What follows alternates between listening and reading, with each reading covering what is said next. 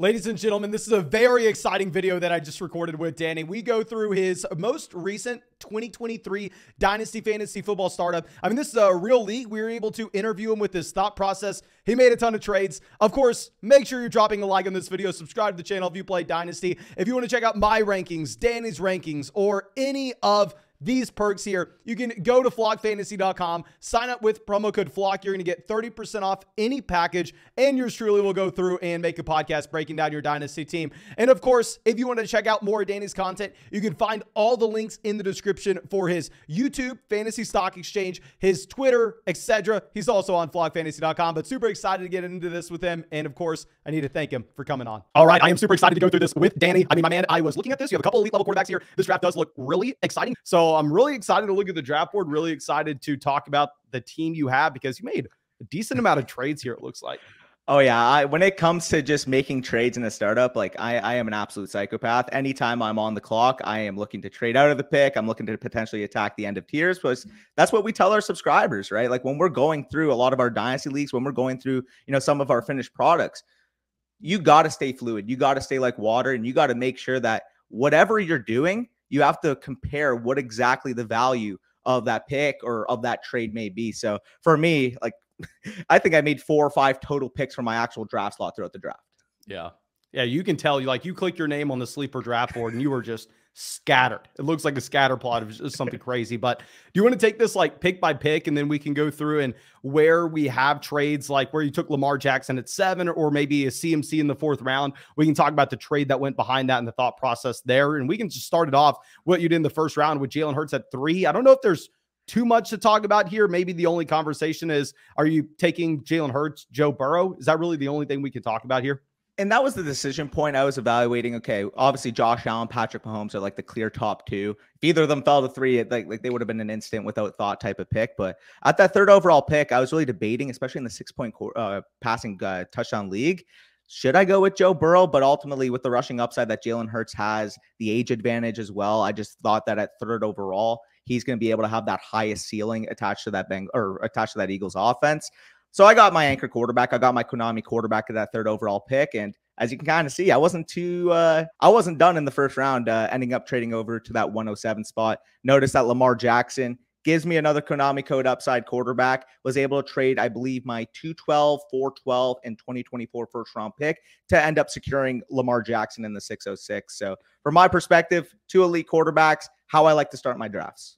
Definitely. And this is something I've talked about in a recent video, in that like really trading up in startup drafts is never too good of an idea unless you are getting an elite level quarterback. Like there is an extreme asterisk on there where I don't like trading up, but if you're able to build around an elite level QB, it's a little different. One thing I do want to talk about is just Lamar Jackson himself.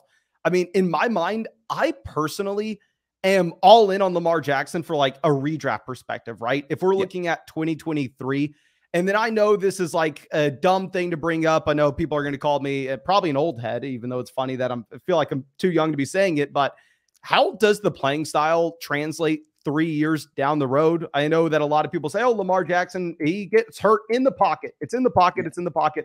I don't know how valid of an argument that is if he's taking a ton of hits, but how do you like project Lamar Jackson out 2 to 3 years down the road when he's just such a different quarterback that relies on athleticism? Well, it's funny you did say that because like they kind of mentioned, a lot of the injuries that Lamar has suffered, mostly ticky-tack stuff, has actually been in the pocket because once he's out of the pocket, like he knows how to slide. He knows how to avoid big hits once he's on the move. I mean, there's no quarterback in the NFL with the athletic profile in the open field that Lamar has. So I do think it's a little bit of a misconception that because he's going to run a lot, he's going to be more prone to injuries because, again, like you kind of said, a lot of those injuries have been suffered in the pocket. I just think in real life, like he's a surefire top 8 level quarterback amongst real life standings, like I kind of said. And then when it comes to fantasy, I mean, other than Jalen Hurts and those top 2 guys, you can make the argument Burrow, Herbert, Lawrence, Lamar Jackson has a higher ceiling than any of those guys. Awesome. Well, let's head over to the 4th round. I feel like this is when you kind of take the identity of your team, because when you go to elite level quarterbacks at the very top, it's nice to know you can go win now, or you can go for the long-term build, but definitely in the fourth round here. I mean, you took that identity. You were saying, hey, you know what? We're winning this in 2023. That's going to be the main thing that we care about. We'll win in 2023. We'll figure it afterwards. And I think once you trade your 2024 first to go out there and get Lamar Jackson, you kind of have to have that mentality, right? You can't trade that 2024 first and then, half-ass it the rest of the way. You have to go through and try to win this year. You have to be aggressive. You have to know your value pockets. And for me, I do think that round 4 to 7 area, like you kind of see, has a lot of win now type of production available.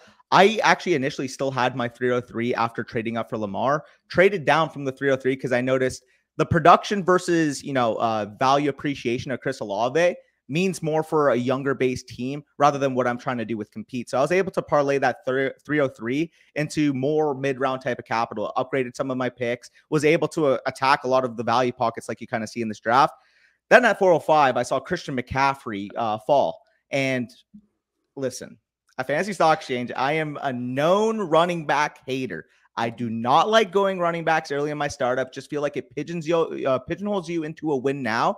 But with Lamar Jackson, with Jalen Hurts, like you kind of said, traded already my 24 first-round pick, I was more than willing to go up and make a move for Christian McCaffrey. And like you can see, two picks later, I ended up getting Devontae Adams as well. Definitely. And then what's the thought process there in terms of Devontae Adams versus Cooper Kupp? I just want to go ahead and pull up the rankings that we have on flockfantasy.com to just get an idea of where the kind of consensus value falls in here. And it does look like Cooper Kupp on flockfantasy.com across all of us has an average rank of 16, whereas Devontae Adams is at 17. But are you breaking that in favor of Adams over Kupp? Yeah, I think, again, like you kind of said, they're back-to-back in terms of the assets. I just think at this current point of the offseason, we kind of know what the situation is with the Raiders right now. Although I have optimism that if Matthew Stafford's fully healthy, Cooper Kupp going into the year is going to be ranked higher than Devontae Adams. But if I have to make that choice in March at the time I made that selection, because of that uncertainty about Stafford, I just think from an asset standpoint, he has less volatility than what Kupp could be. Because again, if Stafford retires, if Stafford gets traded, if Stafford, does not play for the Rams this upcoming year, which is a real possibility, I do think that affects Cooper Kupp's value. So if I have to make the pick for redraft right now, thinking that Matthew Stafford is going to be there, yes, I would go with Kupp. But because it's Dynasty, because I don't know exactly the future there, I just thought it was a safer pick. Okay, well, let's go ahead into the 5th round where you go ahead and grab Jerry Jeudy at the beginning of the 5th. Were there any other thoughts here, or was it just, Jeudy is by far and away my number one on this board? And what is your outlook on the overall Denver Broncos offense with Sean Payton? Yep. So, we're looking at it here. Obviously, I would have considered guys, Michael Pittman. I believe the 107 or 108 was on the clock. That was in consideration. A guy like Christian Watson. If you want to take any of those guys, I'm not going to bat an eye. But when it came to Jerry Jeudy, you saw the finish to last season. Very, very consistent down the stretch. Whenever he was healthy, for the most part, he was a consistent wide receiver too. Obviously, you're getting that big upgrade in terms of play calling with Sean Payton coming in, hoping for a little bit of a resurgence from Russell Wilson. The way I look at it is he was already a top 30 level wide receiver from a points per game standpoint down the stretch last year, with probably the worst situation you could have imagined. Russell Wilson was not playing well. Nathaniel Hackett was not managing that offense well. That I do think that at 23 years old, with a Sean Payton system coming in, Russell Wilson potentially taking that step back up, I think by this time next year, we could be looking at a top 12-ish level dynasty wide receiver.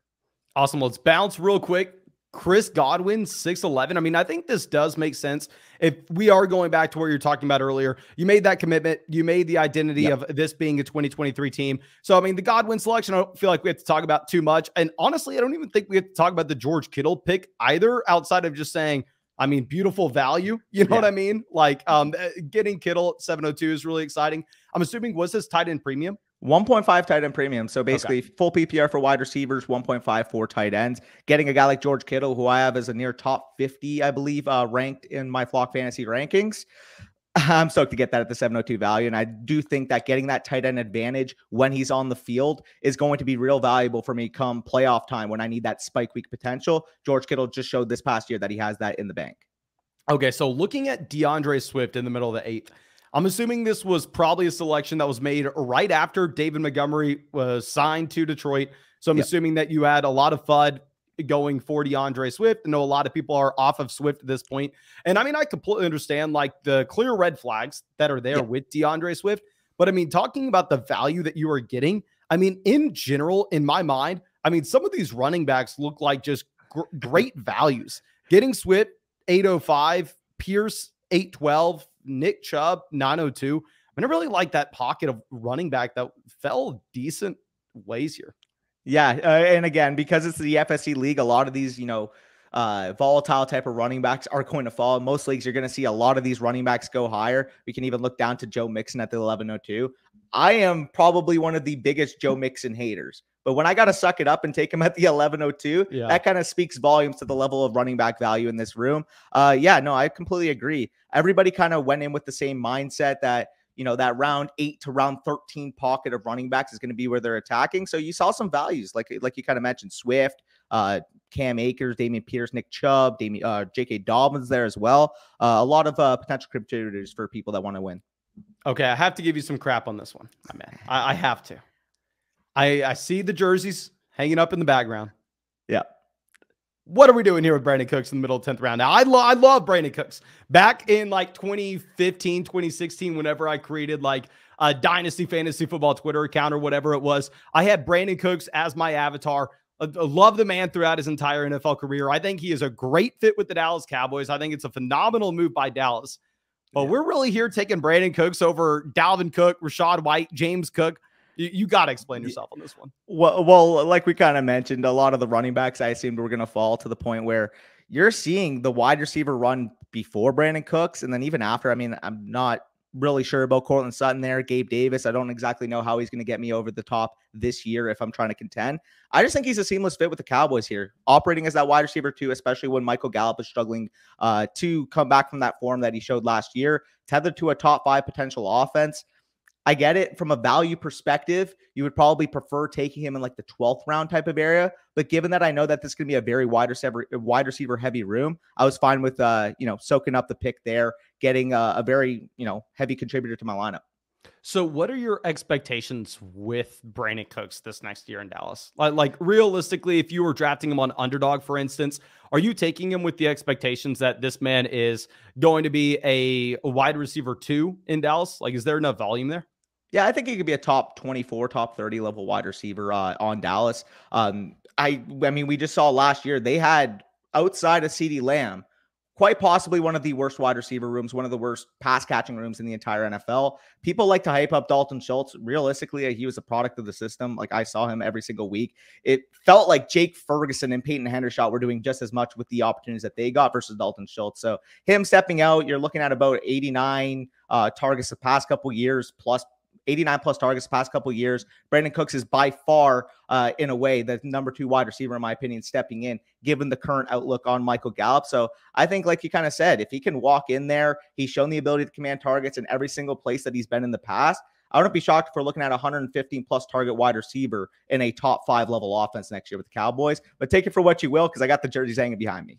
Definitely. And I honestly don't think we need to talk about Mixon in the 11th, Antonio Gibson, David Harris, Jamal Williams. All look like great running back depth, but I've seen you hyping up Shaheed before. You have to give me your pitch on this man in the 15th. Obviously, it's good value. Like, it's a super cheap price.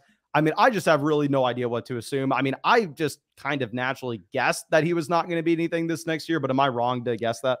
Well, I actually put out a recent video, my top 6 values in late rounds, and Shaheed was on it, along with, I mentioned my distaste for Dalton Schultz. I mentioned Jake Ferguson in that video as well. But when it came to Rashid Shaheed, if you look at the target rate, if you look at the out wide involvement, about 75% of his snaps out wide, operating as that true number 2 wide receiver to Chris Olave for the Saints down the stretch, I just think the opportunity cost for a potential wide receiver 2 in a much improved offense with Derek Carr coming in is way too much to pass in the 15th. You're talking about a rookie undrafted wide receiver who produced as a top 40 option down the stretch last year. I believe he had about a 20% target rate. I broke it down exactly in the video, but I just want young players that show that level of involvement, that have the size, the requisite size to be able to play that role. 6 foot, 180 pounds, playing that outside wide receiver role next to Chris Olave.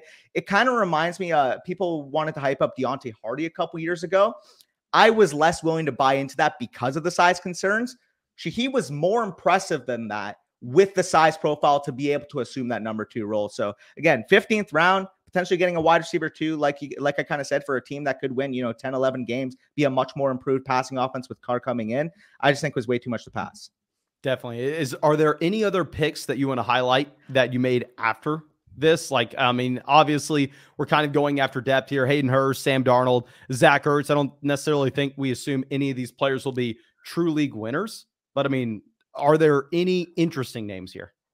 Well, I mean, I'm looking at, again, we're talking about 19th round on. If any of these guys enter your lineup at points in the dynasty season, that's a win in its own right.